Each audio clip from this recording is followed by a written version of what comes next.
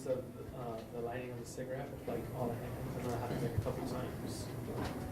I don't know, it was just a moment I had on the beach that I really enjoyed with that guy right back there, and a couple other people. I don't know, just thought it was a wonderful moment that I still remember. Yeah. Have you ever heard of Vaporwave?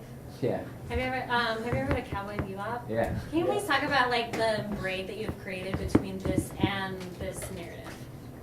Yeah, I don't know. Those are, you kind of hit the nail on the head with those two, so that's good. What was the question? What's the... Well, I'm just really interested in how Vaporwave, nostalgia, and Cowboy Bebop have like meandered their way into this film that you've created and the choices behind that. Yeah. It all kind of comes around to like, okay, so the movie I made previously was like a really like intense, like claustrophobic horror movie, and it drained me, and like editing it like destroyed me.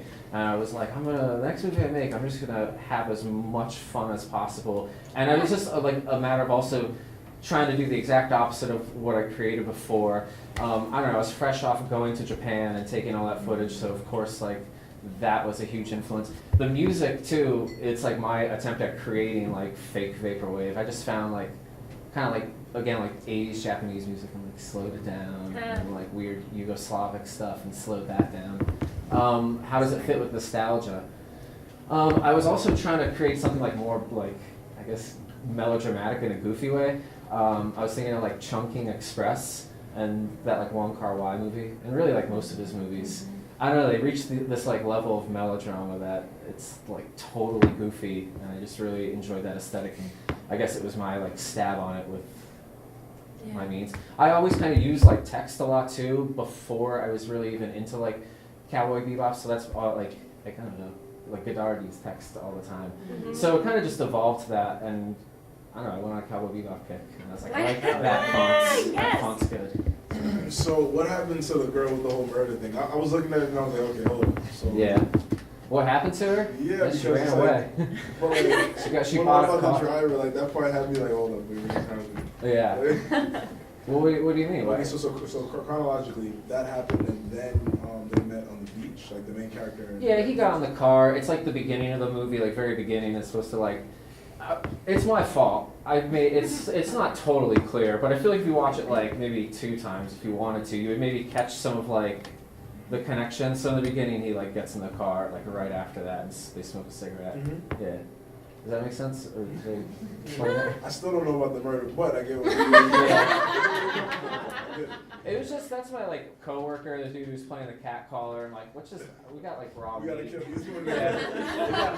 we got raw meat. Murder a cat caller. Yeah, I don't know. I just like love shitty gore too. I don't know, it's probably just an excuse for me to put like, do you ever see like Romeo and Juliet? The guy gets like stuck in the car as it's driving, and then he hits the brakes and he flies and his head smashes off a fire hydrant, and then it's just bloods everywhere. I don't know. I like shitty gore sometimes. It's great. The connection between the girl he references in the first voiceover, like you went on 3 dates with, and then the girl in WC. I don't know. To me, I just thought he's just again like a melodramatic, like just obsessive over whatever any woman that enters his life. So I guess that's really the only connection. Is here he is just obsessed with a girl he only went on 3 dates with, and here he is. He sees a girl in a coffee shop, and he's like obsessed with her. Yeah. Two questions.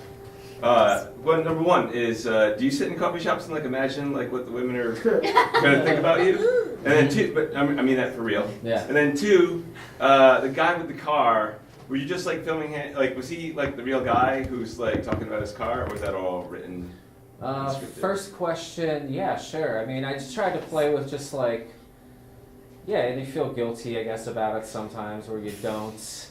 And I was also trying to just tap into like, I don't know, you think about like the French New Wave characters, right? To me, both of them are like inspired by that, but in, I guess, satire type of way. Think about like Breathless, you know? The guy's like a total douchebag if you watch Breathless, you know? And yet, maybe you could kind of think he's cool, and maybe you could feel guilty about thinking he's cool or whatever. And then the girl is also like the magic pixie girl or whatever, and she's kind of a douchebag too, I think, you know? They both are. But at the same time, sometimes I relate with douchebags. I don't know. Mhm. Why, we all do sometimes. It's okay, you know?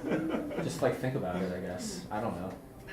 I don't know. And then part two, the dude. Part with the car. two, that's Big Nate. Yeah, he's real. So he like,